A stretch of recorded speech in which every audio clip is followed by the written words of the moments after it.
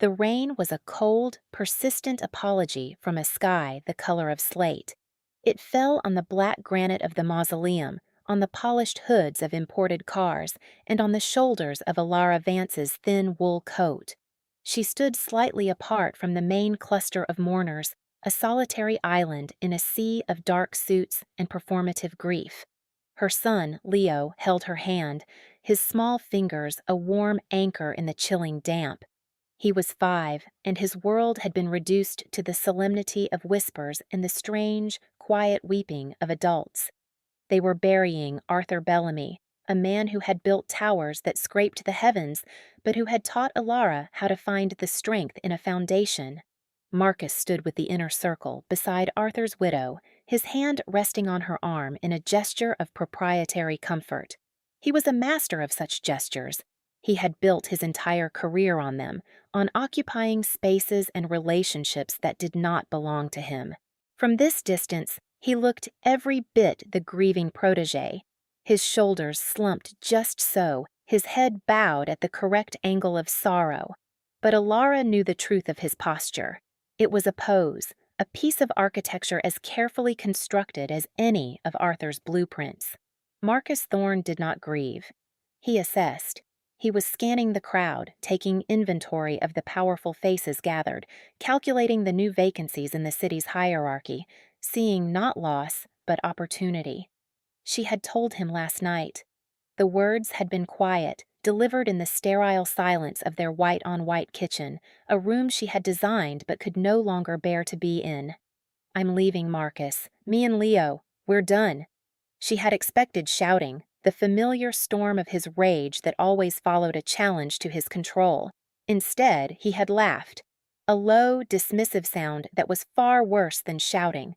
He had picked up a heavy crystal glass, turning it in his hand, admiring the way the light fractured through it. "Don't be dramatic, Alara," he had said, his voice smooth as poured concrete. "You're tired. We're all upset about Arthur. You'll feel better in the morning." He had not updated the file. He was working from a version of her that had never been accurate, a fiction he had written for himself where she was a beautiful, fragile accessory to his ambition. He could not conceive of a world in which she, the quiet source of his best ideas, the ghost architect behind his celebrated career, would simply walk away. To him, she was not a person. She was an asset, and assets did not leave. They were liquidated. Leo shifted beside her, his small body pressing against her leg. He was looking at a man standing near the edge of the manicured lawn, under the partial shelter of a massive ancient oak tree. The man was tall and still, a column of charcoal gray against the weeping green of the landscape. Unlike the other mourners, he was not performing. He did not look sad or somber. He simply was. Present, observing. His stillness was a physical force, a kind of gravity that pulled the eye. The rain seemed to hesitate before landing on the perfect shoulders of his suit. "Who's that man, Mommy?"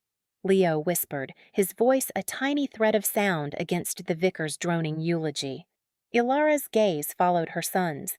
She knew who he was, of course. Adrian Kincaid. His name was a quiet legend in the city, spoken in boardrooms and exclusive clubs. He was the CEO of Kincaid Holdings, a corporate entity so vast and diversified its influence was like the city's water supply, unseen but essential, running beneath everything. He had been one of Arthur Bellamy's most significant patrons, a silent partner in his most audacious projects. She had seen him once before, at a gala, a remote figure surrounded by a phalanx of lesser men. He looked the same now as he had then, composed, unreadable, and utterly self-contained. She had used him in a way. On nights when Marcus's temper had been a living thing in their apartment, a predator pacing the halls, she would take Leo into his room and tell him stories. Stories of safe places, of strong kings in quiet castles who protected their people. She had once seen a profile of Kincaid in a magazine, the article detailing his ruthless acquisition of a failing company and the subsequent meticulous rebuilding of it. The photograph had shown him looking out over the city from his office, his expression one of absolute, unassailable calm. She had pointed to the picture. "That man," she had told Leo, is the king of the tallest, safest castle in the world, and if we ever need help, if the monster ever gets too loud, he's the one who would come. It was a foolish, desperate fairy tale, a shield woven from fantasy to protect her son from the ugly reality of their life. Now, the king was here. The service ended. The slow dispersal began. A murmuring tide of black coats and umbrellas. Marcus caught her eye across the lawn. His face, which had been a mask of public sorrow, hardened into something else. Ownership, a warning. He began to walk toward her, his stride confident, purposeful. The swagger was back. The performance was over. Panic, cold and sharp, pricked at Alara's skin. Not here. Please, not here. She squeezed Leo's hand, preparing to turn, to melt back into the crowd, to simply disappear. But Marcus was faster. He cut off her path, his body a solid wall blocking her retreat. "Where do you think you're going?" His voice was low, a velvet growl meant only for her. "We're leaving, Marcus," she said, her own voice barely a whisper. She kept her eyes on the knot of his black silk tie. Looking him in the eye was a mistake. His eyes were where the rage lived. "No," he said. It was not a command. It was a statement of fact, an amendment to reality itself. "You are not.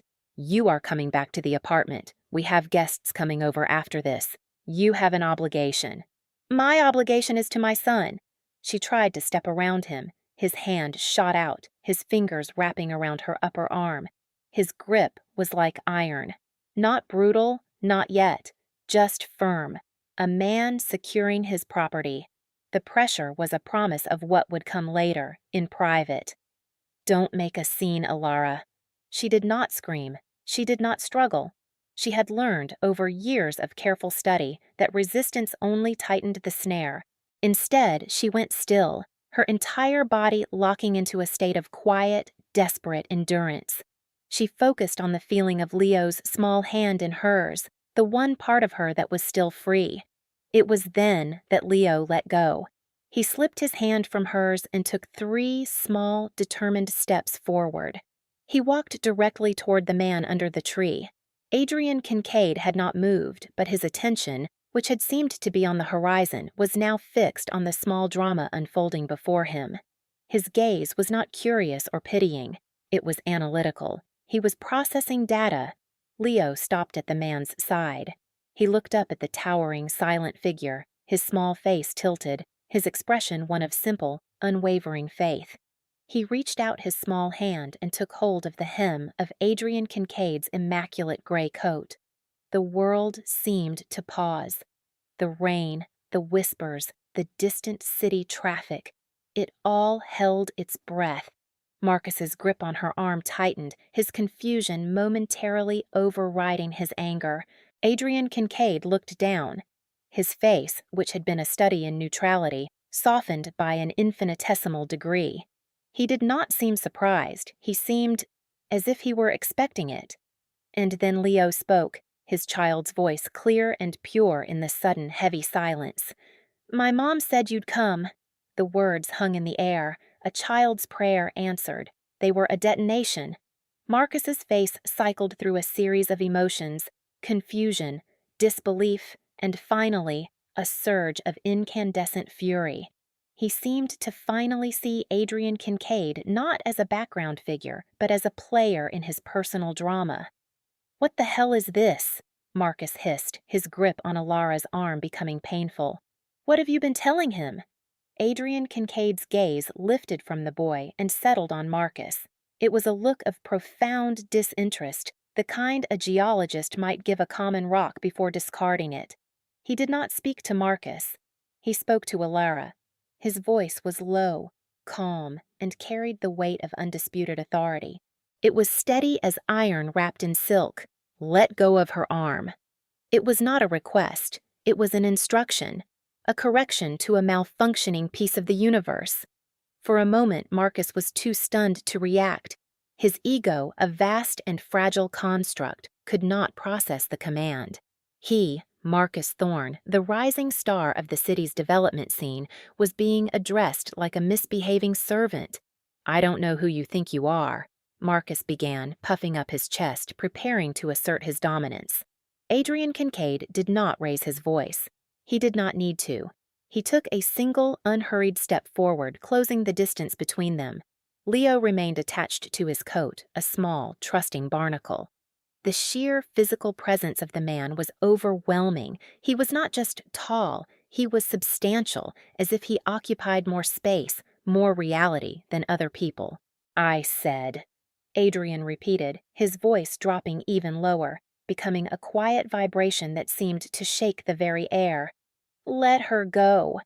Behind him, two other men in dark suits, previously unnoticed, materialized from the periphery. They moved with an unnerving economy of motion. They were not security guards. They were something else, more permanent, more absolute. Marcus saw them. He saw the look in Adrian Kincaid's eyes. And for the first time, a flicker of genuine fear appeared on his face. The performed power he wielded was a flimsy thing, a stage prop. He was now confronting something real, something structural, the kind of power that didn't need to be announced, the kind that simply was. His fingers, as if acting on their own survival instinct, uncurled from Ilara's arm. The release was so sudden she stumbled slightly. A wave of dizziness washed over her, the place on her arm where his hand had been burned with a cold fire. Adrian Kincaid's eyes met hers. They were a deep, clear gray, like a winter sky. There was no pity in them. There was only recognition. He looked at her as if he were reading a familiar blueprint, one he had understood for a very long time. He then looked down at Leo, who was still clutching his coat. He placed a large, gentle hand on the boy's head, his fingers sinking into his damp hair. "Yes," he said, his voice now holding a trace of warmth that hadn't been there before. "I'm here." He turned his gaze back to Marcus, who stood frozen, his face a mottled mask of fury and humiliation. Adrian's expression was once again neutral, detached. He was closing a file, finalizing a transaction. "You will not speak to her again," he stated. "You will not go near her or the boy. You will return to your apartment, and you will wait for a call from my legal department. This is your only warning." He did not wait for a reply. He made a subtle gesture with his hand, a barely perceptible flick of his fingers. One of the suited men, a severe-looking man with a scar bisecting his eyebrow, stepped forward. His name was Julian, though Ilara would not learn this until later. He placed himself between Marcus and the small group now formed by Ilara, Leo, and Adrian. It was not a threatening move. It was a realignment of the world. A new border had been drawn. Adrian Kincaid rested his hand lightly on the small of Ilara's back. It was not a possessive touch, not like Marcus's grip. It was a supportive, steadying pressure, a foundation. "Come," he said softly. "Let's get you and your son out of the rain." He began to walk, guiding her and Leo toward a black sedan that had pulled silently to the curb, its engine a low, expensive purr. The second suited man opened the rear door. As Ilara slid inside, her legs feeling unsteady, she looked back. Marcus was still standing there, rain plastering his hair to his forehead, his face contorted in a mask of impotent rage. Julian stood before him, motionless, a human wall. Marcus looked small, insignificant, a detail in a landscape that was already receding. The car door closed with a solid, satisfying thud, sealing them in. The interior was a cocoon of soft leather and profound silence, the kind of silence that doesn't echo, the kind that settles.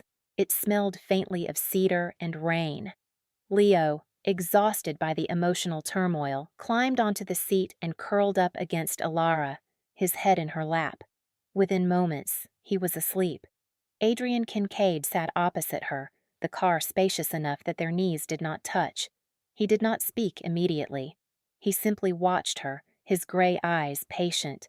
She felt an overwhelming urge to explain, to apologize, to make sense of the impossible moment her son had created. "The story," she began, her voice hoarse, "about you. I told him a story. I never thought—" "I know," he said, and the quiet certainty in his voice stopped her.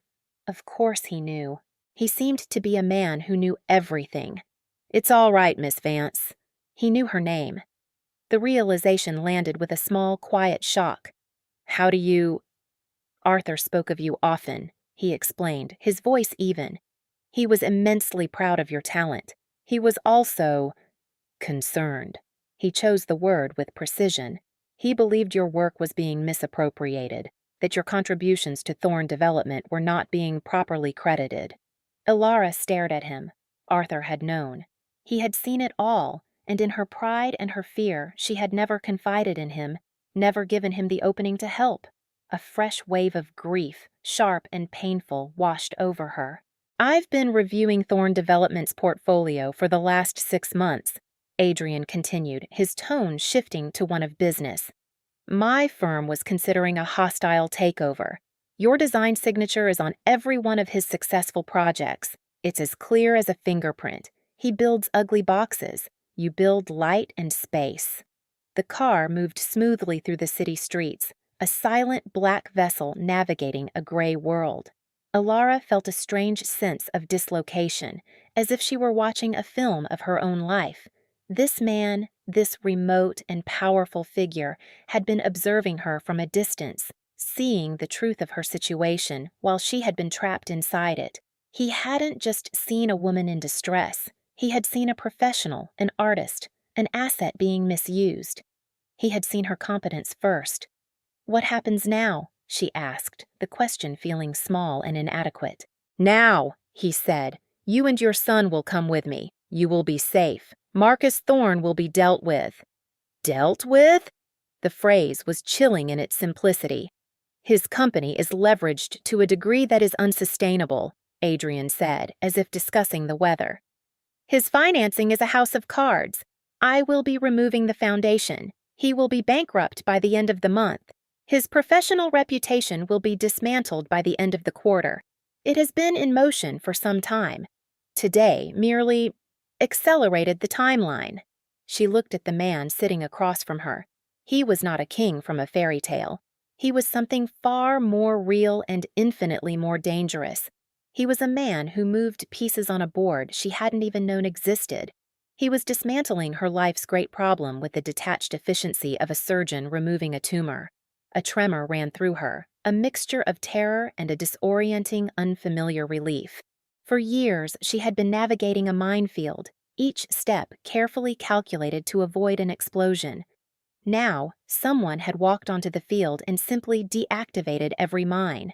She didn't know how to walk on safe ground. "Why?" she asked, the word escaping her lips before she could stop it. "Why would you do all this?" Adrian Kincaid's gaze fell to the sleeping form of her son. A long moment passed. The city lights began to blur past the tinted windows. "Arthur Bellamy was my friend," he said finally, his voice quiet. "He asked me to keep an eye on you, and beyond that, I do not tolerate bullies, and I do not abide the theft of good work." He looked back at her, his gray eyes holding hers. "Your work is very, very good, Miss Vance. It deserves a proper home." The car turned, leaving the city behind, and passed through a pair of high wrought-iron gates. They swept up a long, winding drive flanked by ancient trees that stood like silent guardians. At the end of the drive was a house. It was not a castle, not in the fairy tale sense. It was a sprawling stone manor, solid and elegant, its windows glowing with a warm, welcoming light against the twilight gloom. It looked safe. It looked real. An older woman was waiting on the steps as the car pulled to a stop.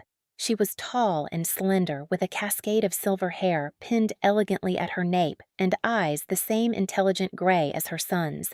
She held a dark green shawl wrapped around her shoulders. She was Isabella Kincaid. Adrian opened the door and stepped out, then turned to help Ilara. As she emerged from the car, cradling a still sleeping Leo in her arms, the woman on the steps smiled. It was a genuine warm smile that reached her eyes. "You must be Alara," Isabella said, her voice rich and kind.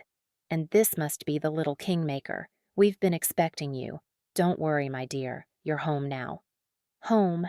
The word felt foreign, a language she hadn't spoken in years. She looked from Isabella's kind face to Adrian's steady one, then down at her sleeping son. For the first time in a very long time, she allowed herself a single shaky breath of something that felt terrifyingly like hope. The days that followed were a study in quiet decompression. Ilara existed in a state of suspended reality, housed in a wing of the Kincaid estate that was larger than any apartment she had ever lived in. The rooms were filled with art and books, the silence broken only by the ticking of a grandfather clock in the hall and the distant, comforting sounds of a well-run household. Isabella Kincaid was a constant, unobtrusive presence. She did not pry or offer platitudes. Instead, she offered sanctuary in its purest form: tea at the right moment, a soft blanket left on a chair, a quiet conversation about gardening or poetry. She treated Ilara not as a victim to be pitied, but as a guest to be honored. Leo, with the incredible resilience of a child, adapted almost immediately. He seemed to recognize the house for what it was, the safe castle from his mother's stories. He followed Isabella around the sprawling gardens, chattering endlessly, his laughter echoing in the high-ceilinged rooms. He was fascinated by Adrian, whom he shadowed with a solemn devotion whenever the man was home. Adrian, for his part, was surprisingly patient with the boy. He would stop his work to examine a leaf Leo had found or listen intently as Leo explained the complex social hierarchy of his toy dinosaurs. He never spoke down to him. He treated Leo's concerns with the same serious consideration he might give a corporate merger. Ilara watched these interactions from a distance, her heart a confusion of gratitude and fear. This life was a beautiful, borrowed thing. She was terrified of growing accustomed to it. Her independence was a fierce, wounded animal inside her, wary of any cage, no matter how gilded. She couldn't be a kept woman, a rescued damsel. It was a role she refused to play. She found her footing in work. The estate had a library that was more of a private museum, 2 stories of floor-to-ceiling bookshelves with a rolling ladder and tables of polished mahogany. She asked Adrian if she could use it. He simply nodded and had a state-of-the-art drafting table and computer installed in a sunlit alcove the next day. He did not question her. He facilitated. She began to draw. At first, her hands felt stiff, her ideas trapped behind a wall of anxiety. Her creativity had been so intertwined with Marcus's demands, his critiques, his endless, soul-crushing tweaks that were always just a theft of her original vision. She had forgotten how to design for herself. So she started small. She redesigned the guest wing she was staying in, not on paper, but in her mind. She imagined tearing down a wall to let in more morning light, restructuring a staircase to create a more graceful flow. She started sketching again, first a garden pavilion for Isabella, then a modern boathouse for the lake on the property. The work was a balm, a way of reclaiming the part of herself that Marcus had tried so hard to colonize. Adrian would often find her there late at night, bent over the drafting table, the only light in the vast room the glow from her lamp. He would not interrupt. He would pour 2 glasses of whiskey, set one on the edge of her table without a word, and sit in one of the large leather armchairs, reading through financial reports or legal documents. They would share the silence, a comfortable, working quiet that was more intimate than any conversation. One evening, she looked up from a particularly complex rendering to find him watching her, his expression unreadable. "He filed a lawsuit," she said, breaking the silence. It wasn't a question. Julian had quietly informed her earlier that day. Marcus was suing her for breach of contract and intellectual property theft, claiming she had stolen his designs. The audacity was breathtaking. Adrian took a slow sip of his whiskey. "Yes, he did. He's claiming my work is his." "It's a predictable maneuver," Adrian said, his voice calm. "He believes he can intimidate you. He thinks he can drag you through a public, humiliating legal battle until you break and come back to him. He is operating under the assumption that he still holds all the power. And does he? She asked, the old fear a cold knot in her stomach. No, Adrian said simply. The lawsuit is a gift. It provides a legal venue for discovery, a forum where ownership must be proven. He has just handed us the stage on which we will dismantle him. He paused, setting his glass down. My legal team is handling the response. You will not have to speak to him. You will not have to see him, but they will need your old files, your preliminary sketches, the proof of authorship. I have it, she said immediately. I kept everything on a hard drive. I never knew why. I couldn't let it go. A flicker of something, admiration perhaps, crossed his face. Of course you do. Julian can retrieve it for you tomorrow. I don't want Julian to get it, she said, a sudden spike of resolve hardening her voice. I'll get it myself. He looked at her, his head tilted slightly. He was assessing her, recalibrating. He saw the fear in her eyes, but he also saw the steel beneath it. He was not a man who coddled. He was a man who respected strength. Very well, he said after a moment. Julian and his team will provide security. They will be invisible, but they will be there. You will not be alone. The next day, she returned to the apartment. It felt like visiting a tomb. Julian drove her, the car a silent, armored bubble. 2 other identical cars flanked them, a discreet but undeniable show of force. When she walked into the building, the doorman, who had always been dismissively polite at Marcus's direction, practically tripped over himself to hold the door for her, his eyes wide with a new kind of respect and fear. News traveled fast in the circles of the wealthy. The name Kincaid was its own language. The apartment was exactly as she had left it, cold, sterile, and silent. Marcus's things were everywhere, his presence a suffocating miasma. She moved quickly, methodically. She went to her old office, a small, windowless room he had called her studio. She retrieved the hard drive from its hiding place, tucked behind a false back in a bookshelf she had designed and built herself. She grabbed a portfolio of her earliest sketches, the ones from before Marcus, when her work had been joyful and unrestrained. As she was about to leave, she saw it. On the large glass desk in the center of the room, Marcus had left a single photograph of the 3 of them, her, him, and Leo, from a vacation 2 years prior. They looked like a perfect family. It was a lie, of course. She remembered the fight they'd had just moments before the photo was taken, but he had left it there for her to see. A reminder, a claim. Without thinking, she picked up the heavy silver frame, walked into the living room, and dropped it into the empty fireplace. She did not smash it. She simply placed it there, an offering to a future that would not include him.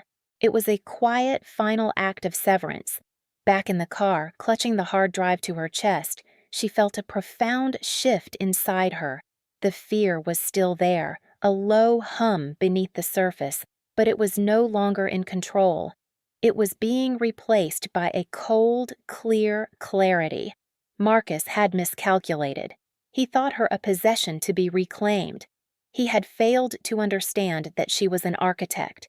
She knew, better than anyone, that if a foundation is rotten, you don't patch the walls. You tear the whole damned thing down and build anew. Marcus Thorne was convinced he was playing chess. He saw himself as a grandmaster, moving his pieces with cunning and foresight. He filed the lawsuit, a brilliant checkmate in his mind. He leaked stories to gossip columns about his unstable, emotional ex-partner, painting himself as the long-suffering victim. He called her phone, leaving messages that swung wildly between saccharine pleading and venomous threats. He was certain that she would crumble. Cut off from his money and influence, what could she possibly do? He imagined her, alone and desperate, crawling back to him within weeks. He had no concept of the world he had stumbled into. He was playing checkers on a galactic battlefield, unaware of the orbital bombardments being lined up against him. He saw Adrian Kincaid as a temporary complication, a wealthy rival he could outmaneuver. He did not understand that Adrian Kincaid was not a player in the game. He was the board itself. The first sign that reality was not conforming to his strategy came when the bank called. His primary lender for his flagship project, the Thorne Tower, was calling in his loan. All of it, immediately. Marcus laughed at the junior vice president on the phone. It was impossible. He had a personal relationship with the bank's CEO. They played golf together. The junior vice president informed him in a flat, monotone voice that the bank had been acquired yesterday afternoon by a subsidiary of Kincaid Holdings. His loan, along with all of the bank's other assets, was now the property of Adrian Kincaid. The terms were no longer negotiable. Panic, for the first time, began to seep through the cracks of his arrogance. He scrambled, calling his investors, his partners, his political contacts. It was like shouting into a void.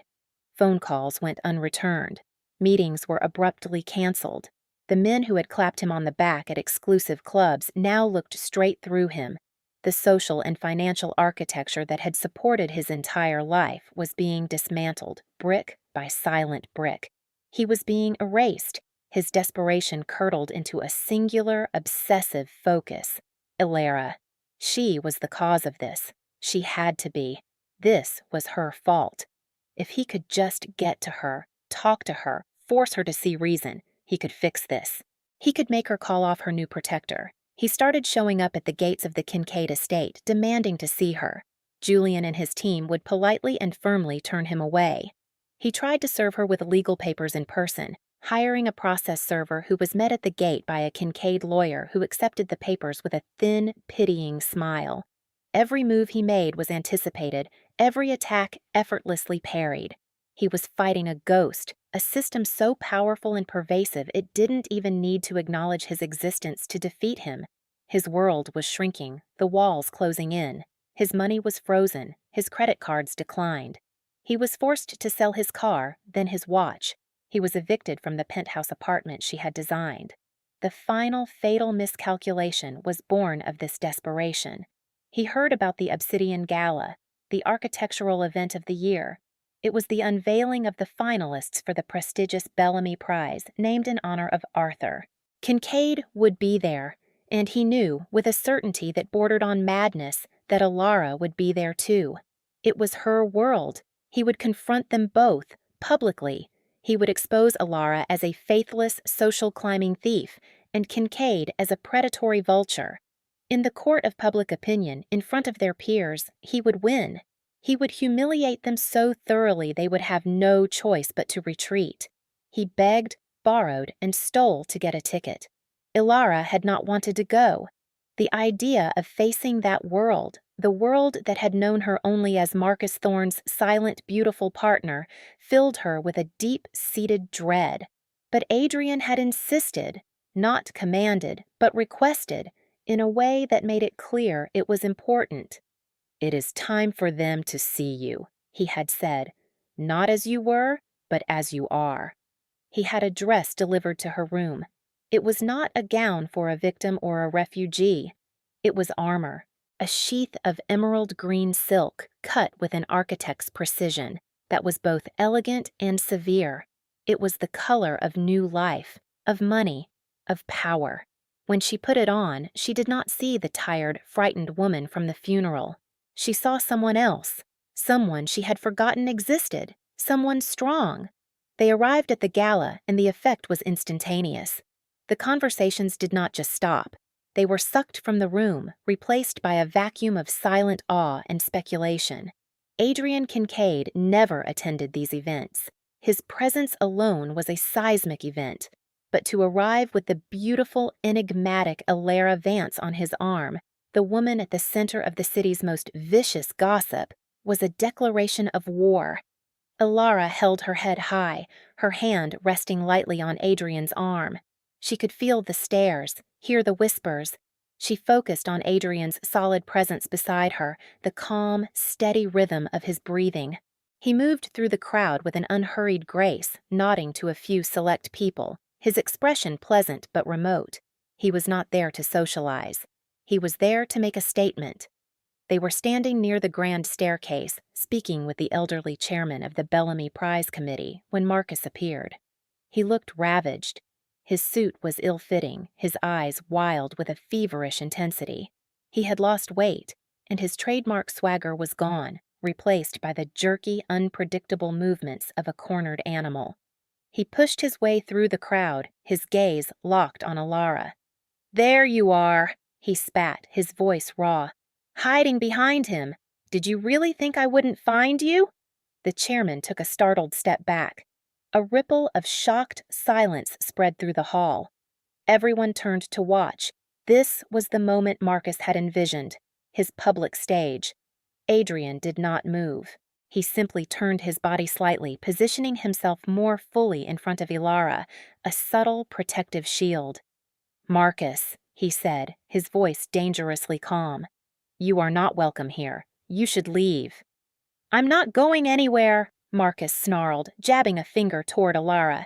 Not until she admits what she's done. She owes me everything. Her career, her life.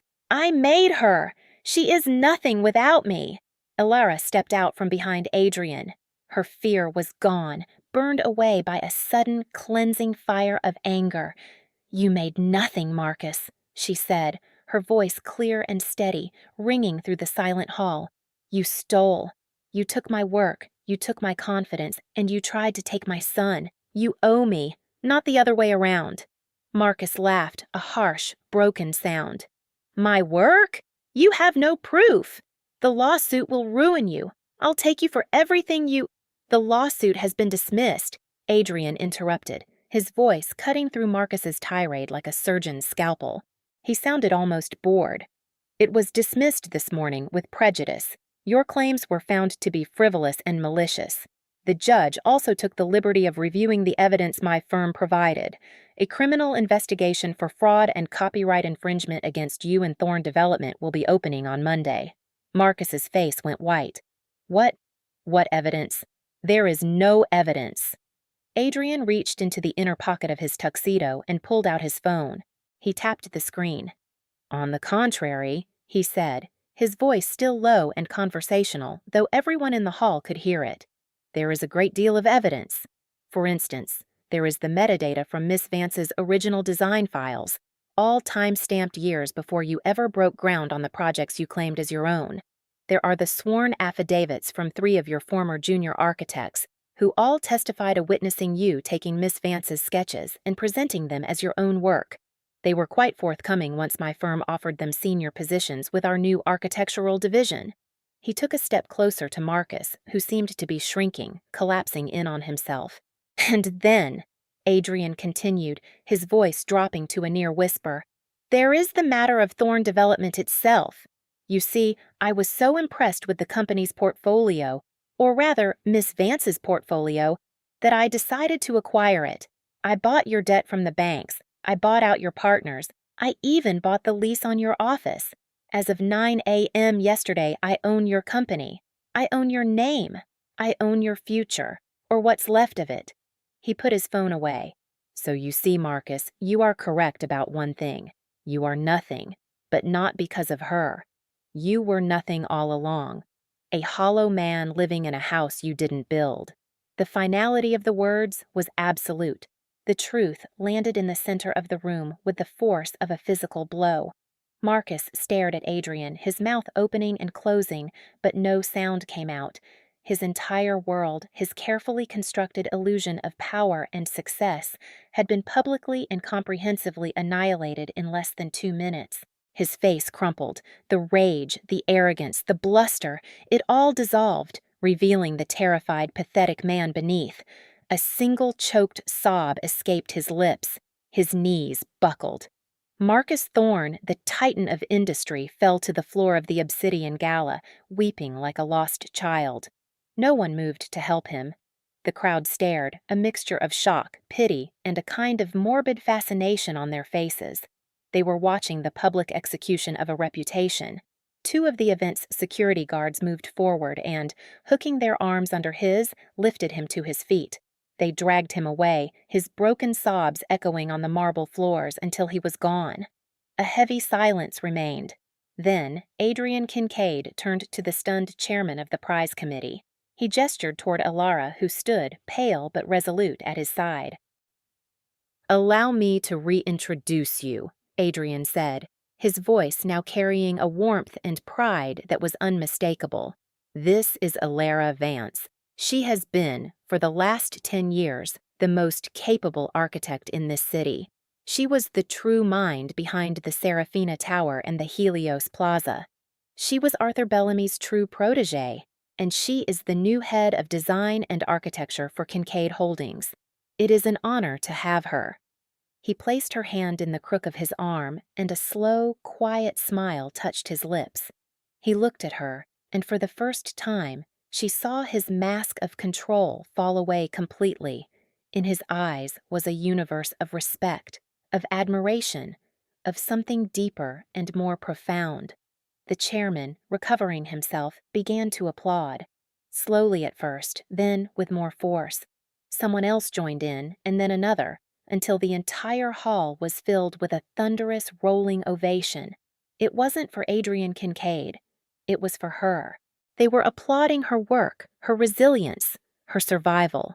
They were finally seeing her. A single tear traced a path down her cheek, but it was not a tear of sorrow or fear. It was a tear of release. The weight she had been carrying for a decade, the suffocating burden of Marcus's lies and her own silence, finally lifted. She felt light. She felt free. She smiled, a real smile, one that reached her eyes and filled her with a light she thought had been extinguished forever. Later that night, long after the gala had ended, she stood on the balcony of her suite at the Kincaid estate. The rain had stopped, and the air was clean and cold. A million city lights twinkled below, a galaxy of possibilities. She was no longer looking at it from the inside of a cage. The door opened behind her. Adrian walked out, holding 2 glasses. He handed one to her. It was champagne. "A toast," he said softly, "to new foundations." "To new foundations," she repeated, her voice thick with emotion. They clinked their glasses together, the sound a small, clear bell in the quiet of the night. They stood in comfortable silence for a long time, watching the city breathe. "He will go to prison," Adrian said finally, not looking at her. "The fraud charges are extensive. He leveraged the company against assets he didn't own, based on contracts he forged. He will lose everything, and then he will lose his freedom." Alara nodded, taking a slow sip of champagne. She felt no satisfaction at the thought, no vengeful glee. She just felt quiet. It was over. The monster was gone, not slain in a dramatic battle, but dismantled piece by a quiet, relentless force. "Thank you," she said. The words felt impossibly small, unable to contain the magnitude of her gratitude. "For everything. For seeing me." "I always saw you, Alara," he replied, turning to face her. The moonlight caught the silver in his hair. "From the first time Arthur showed me your preliminary sketches for the Serafina. I saw the talent. The rest was simply clearing away the obstacles so that everyone else could see it too." He reached out, his fingers gently brushing a loose strand of hair from her face. His touch was light, respectful, yet it sent a current of warmth through her entire body. It was a touch that asked for nothing. It simply offered comfort. "My mother adores you, you know," he said, a faint smile playing on his lips. "She's already annoyed with me for not bringing you and Leo here sooner. She's decided you're staying. Permanently." Alara's heart fluttered. "And what have you decided?" Adrian's gaze was direct, his gray eyes serious. "I have decided that my house has been too quiet for a very long time. I have decided that I am a better man when you are near. And I have decided," he said, his voice dropping lower, "that I would be honored if you and Leo would consider making this your home. Not as my guests, as my family."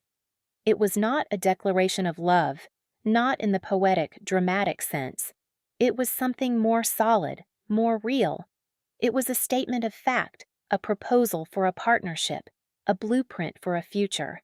She thought of the years of walking on eggshells, of shrinking herself to fit into Marcus's world. She thought of the constant fear, the quiet exhaustion. And then she thought of the peace she had found in this house, the easy laughter of her son, the shared, comfortable silence with the man standing before her. She had not been looking for a rescuer.